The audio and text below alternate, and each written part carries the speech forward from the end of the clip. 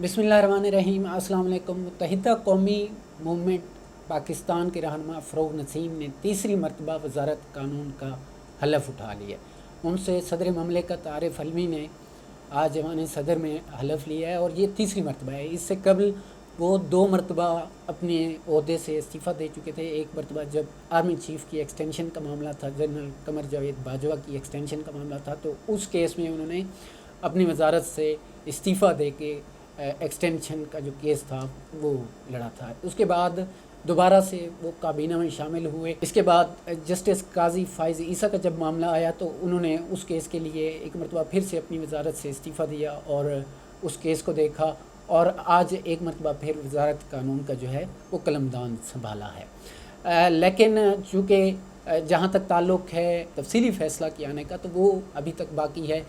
ईद के दिनों में उसका इम्कान है कि ईद के दिनों में वो जो तफसीली फ़ैसला है जस्टिस काजी फ़ाइज़ ईसा का वो सामने आ जाए। इस फ़ैसला से कल जो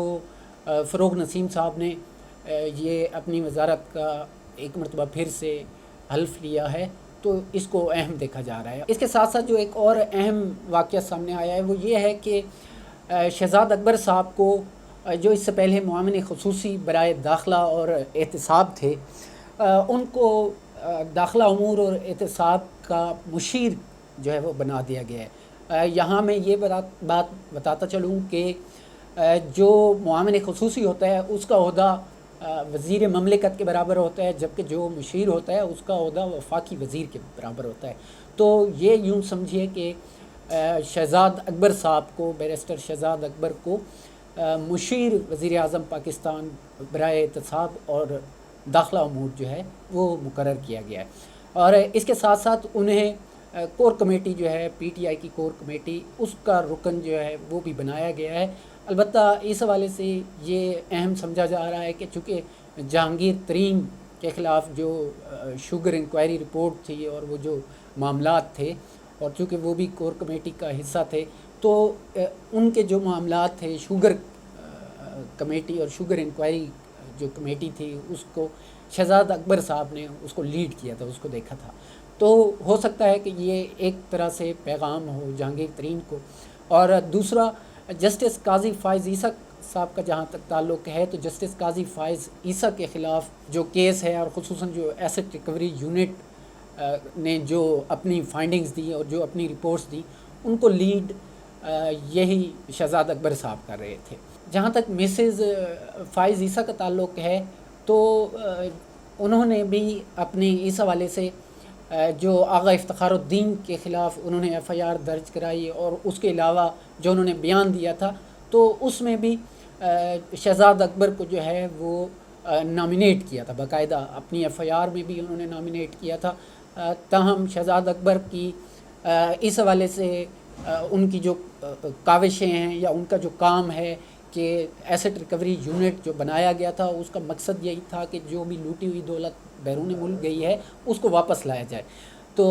अभी तक इस हवाले से उनकी जो कारकर्दगी है उससे पाकिस्तानी अवाम जो है उससे बिल्कुल लाइल्म है और अभी तक ये वाज़े नहीं हो सका कि अब तक उन्होंने, अगर एसेट रिकवरी यूनिट ने कोई असासे किसी से वापस लिए हैं या कोई दौलत वापस लाए हैं जो लूटी हुई दौलत थी पाकिस्तान की, तो वो कितनी है और कहाँ जमा कराई गई है। जहाँ तक मलिक रियाज केस का ताल्लुक़ था, तो वो सुप्रीम कोर्ट के अकाउंट में चली गई, उसका इससे कोई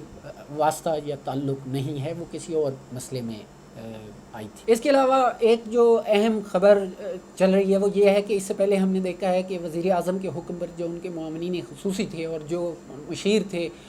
उनके असासे जो है वो पब्लिक किए गए हैं। अब PTV में जो लोग हैं, जो हाई ऑफिशल्स हैं और बड़ी अहम ओहदों पे जो है वो तैनात हैं और दोहरी शहरियत रखते हैं, उनके नाम जो है वो डिक्लेयर किए गए हैं। और इन लोगों में MD आमिर मंसूर हैं जो कनाडा की शहरियत रखते हैं। इसके साथ साथ शाहिना शाहिद हैं जो एडमिन एंड पर्सनल ऑफिसर हैं, वो भी कनाडा से उनकी शहरियत है। इसी तरह अमजद राय साहब हैं, सीनियर TV इंजीनियर हैं, ये भी कनाडा से। और एजाज़ अहमद भट्ट हैं, STV इंजीनियर जो बरतानिया से ताल्लुक़ रखते हैं। और इनके साथ साथ अल्तमश जीवा हैं जो एंकर हैं, इंचार्ज हैं پی ٹی وی اسپورٹس کے، اور یہ بھی برطانوی شہریت رکھتے ہیں۔ تو یہ قومی اسمبلی کی قائمہ کمیٹی برائے اطلاعات و نشریات میں ان لوگوں کے نام دیے گئے ہیں، اور انہوں نے مزید اس حوالے سے جانچ پڑتال کرنے کا کہا ہے کہ یہ جو 14 رکنی، چونکہ پی ٹی وی کا جو بورڈ ہے اور بورڈ آف ڈائریکٹرز جو ہے وہ پی ٹی وی کے معاملات دیکھتا ہے، تو انہوں نے جو قائمہ کمیٹی ہے برائے اطلاعات و نشریات، انہوں نے اس چیز پہ یہ حکم دیا ہے کہ جو بورڈ میں دوہری شہریت رکھنے والے افراد ہیں ان کے نام اور ان کو بھی پبلک کیا جانا ضروری ہے۔ البتہ اس میں ایسے لوگ بھی ہیں جن کا میڈیا سے کوئی تعلق نہیں ہے لیکن وہ پی ٹی وی میں تعینات ہیں اور اہم ان کو ذمہ داریاں دی گئی ہیں۔ اور جہاں تک 14 رکنی بورڈ کا تعلق ہے تو 14 رکنی بورڈ میں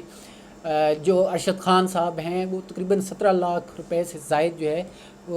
وہ اس وقت مراعات لے رہے ہیں، ان کی پے پیکج ہے، اور اس کے علاوہ کی جو مراعات ہیں وہ اس سے علاوہ ہیں۔ جہاں تک تعلق ہے ارشد خان کا تو وہ نہ صرف 17 لاکھ روپے اس وقت پے پیکج لے رہے ہیں بلکہ ان کی اس کے علاوہ